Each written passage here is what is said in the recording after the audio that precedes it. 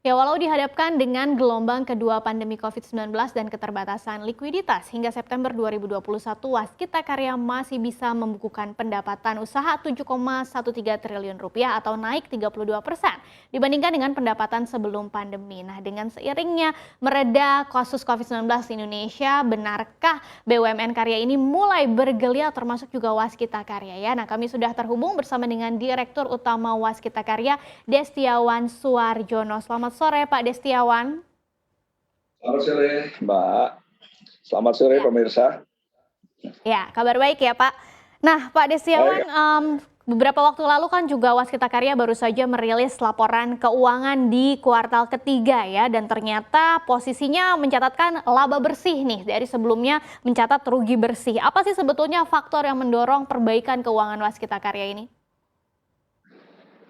Baik, terima kasih. Jadi Waskita ini mempunyai program untuk memperbaiki keuangan khususnya. Jadi kami kenal dengan 8 stream ya, perbaikan itu. Nah, dari 8 itu beberapa sudah terlaksana 100%.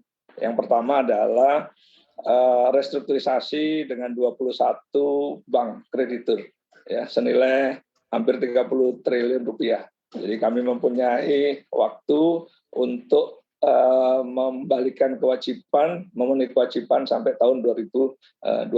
Nah, kemudian yang kedua, yang sangat penting lagi untuk Waskita bisa menggeliat adalah penjaminan pemerintah untuk modal kerja, ya. Dan ini sudah terrealisir ya di pertengahan bulan November. Yang sebetulnya kami harapkan ini di bulan September, tapi nggak apa-apa, alhamdulillah. Dengan demikian, seperti kami mempunyai darah baru, kami mempunyai fuel untuk mengakselerate aktivitas, dan ini yang akan mendorong Waskita untuk bisa meraih semaksimal mungkin target yang direncanakan di tahun 2021.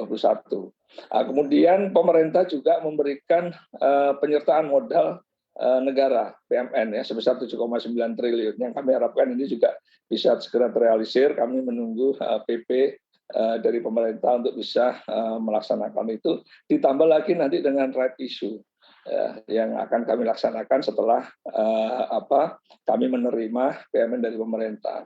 Nah, ini adalah seperti bahan bakar lah buat Waskita untuk kembali berputar atau memutar bisnisnya dan meningkatkan produksi Waskita. Demikian Mbak sebagai gambaran awal tentang kondisi Waskita saat ini. Oke, nah untuk PMN sendiri yang tadi rencananya mungkin akhir November ya atau awal Desember sekitar 7,9 triliun akan digunakan untuk apa saja Pak? PMN 7,9 yang kami dapatkan ini adalah untuk menyelesaikan 7 ruas tol. Jadi Waskita masih mempunyai konsesi 13 ruas tol, diantaranya 7 ruas ini masih belum selesai keseluruhannya. Nah, pemerintah mensupport dengan memberikan PMN agar ke-7 ruas tol ini bisa diselesaikan segera. Nah, dengan demikian maka Waskita bisa menawarkan konsesinya ya, untuk mendivestasi konsesinya kepada para investor. Nah, sehingga ini akan membantu mengurangi beban pinjaman Waskita yang pada akhirnya mengurangi beban bunga bank yang sekarang ini diterima menjadi beban berat oleh Waskita. Nah, 7 ruas itu ada di Jawa dan juga di Sumatera. Nah, mudah-mudahan ini tahun 2023 ke-7 ruas ini bisa selesai 100% dan Waskita bisa menyelesaikan program divestasinya. Demikian, Pak. Nah itu dia, berbicara soal divestasi ya Pak, tahun ini kan sudah ada divestasi ruas tol Cibitung Cilincing gitu ya, dan ini bisa mengurangi utang dari Waskita Karya sendiri. Sejauh ini seperti apa sih sebetulnya target divestasi ruas tol Waskita Karya?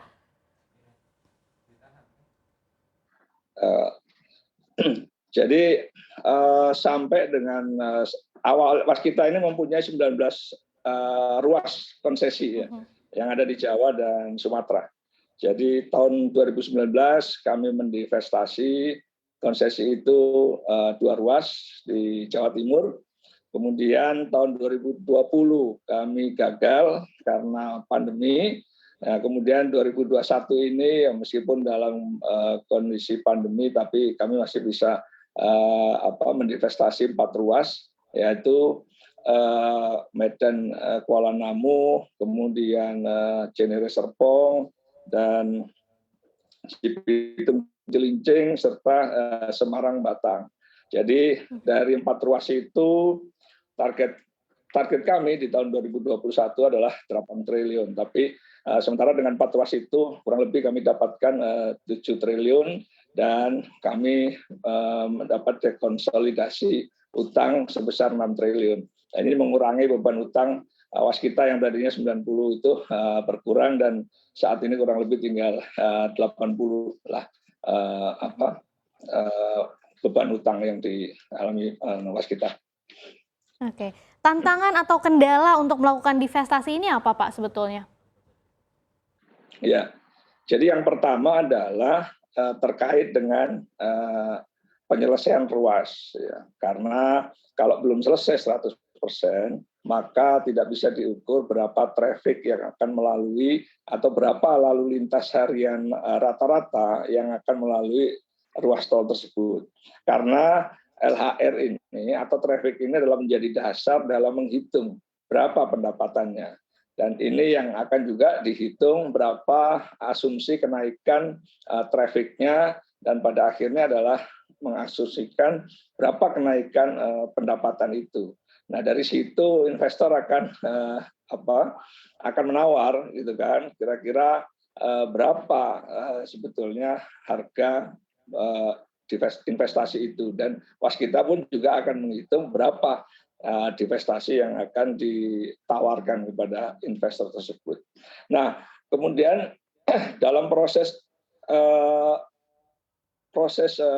divestasi ini kami mengalami pandemi COVID inilah yang menjadi beban berat, karena para investor yang tadinya kami harapkan untuk bisa datang dan mereka juga ingin melihat sebetulnya kondisi traffic itu seperti apa.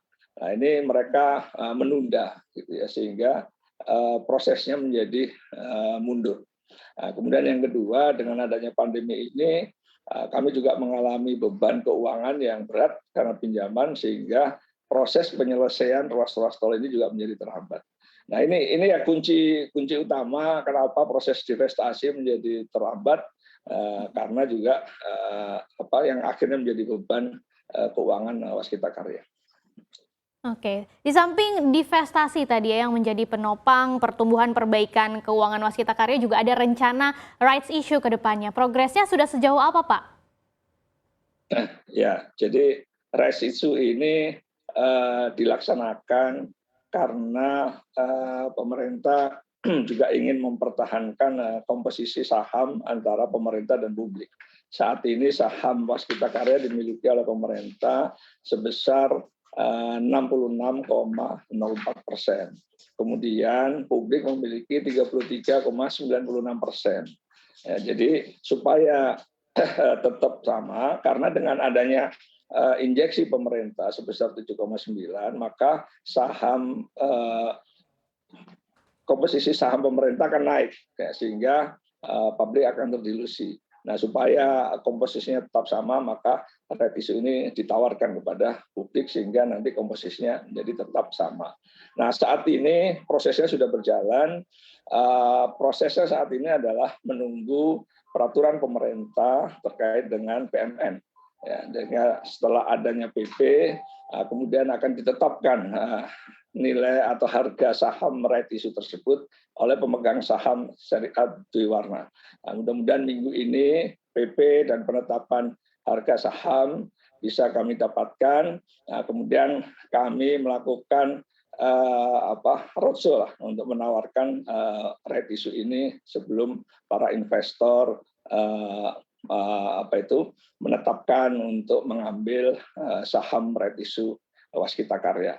Kami berharap di tahun ini, di akhir tahun ini ya, sebagai hadiah waskita untuk mendapatkan fresh money, dan ini akan menjadi cash waskita untuk operasional di tahun 2022. Oke, rencana ke depannya akan seperti apa sih Pak setelah nanti rights issue berhasil dilakukan? Terima kasih Mbak. Jadi pertama, waskita harus menyelesaikan ruas-ruas tol yang belum selesai dan menjadi hak konsesi waskita. Kemudian yang kedua, kewajiban waskita adalah menyelesaikan proyek-proyek yang menjadi tanggung jawab waskita sesuai dengan kontrak yang didapatkan. Ya. Nah, kemudian yang ketiga adalah terus meningkatkan upaya untuk mendapatkan kontrak-kontrak baru, ya, sebagai bagian dari sustainable untuk operasional. Nah, kemudian berikutnya adalah ya tentunya kami berupaya semaksimal mungkin, karena pandemi ini kan belum tahu ya apakah tahun depan ini benar-benar sudah kembali normal atau masih ada, apalagi informasi terkait dengan varian baru ini. Nah, kami harus menyiapkan strategi untuk menghadapi kalau seandainya pandemi ini masih berlanjut di tahun depan. Nah, kami berupaya melakukan efisiensi ya dengan semaksimal mungkin. Nah, dengan adanya pandemi ini memang juga ada keuntungan yang kami dapatkan, yaitu program istilahnya kerja jarak jauh, ya kan, seperti sekarang ini kami bisa melakukan meeting jarak jauh, dan ini merupakan bagian nanti dari sistem operasional waskita ke depan. Dan kami juga terus meningkatkan kemampuan para karyawan ya untuk memiliki kompetensi yang terus meningkat. Kemudian yang berikutnya adalah strategi operasional di luar negeri. Jadi waskita ini karena mempunyai pengalaman yang cukup operasional di luar negeri dan potensi itu ada. Nah, ini kami juga berharap pandemi ini segera benar-benar mereda atau hilang, sehingga kami juga bisa terus mulai melakukan aktivitas lebih untuk operasional di luar negeri, khususnya di Afrika dan Timur Tengah, ya, karena waskita mempunyai pengalaman yang sangat baik dan cukup lama di Timur Tengah, khususnya di Saudi dan Uni Emirat Arab. Ya, dan kemudian yang lebih penting lagi adalah meningkatkan kompetensi ini untuk membantu waskita menjadi sustain ke depan dengan sumber daya yang selalu siap untuk beraktivitas dimanapun proyek-proyek itu waskita, proyek-proyek waskita ini berada. Karena ujung tombak operasional waskita itu adalah proyek. Jadi itu yang harus diperoleh, dimanage dengan baik, dan juga diselesaikan dengan baik, sehingga kunci ini bisa di-maintain dengan baik. Demikian, Mbak. Untuk informasi lebih lengkap dan berita-berita lainnya yang terkait, klik link di deskripsi di bawah ini. Dan jangan lupa juga subscribe channel YouTube kami. Pastikan Anda juga menginstal aplikasi CNBC Indonesia yang tersedia di App Store dan Play Store.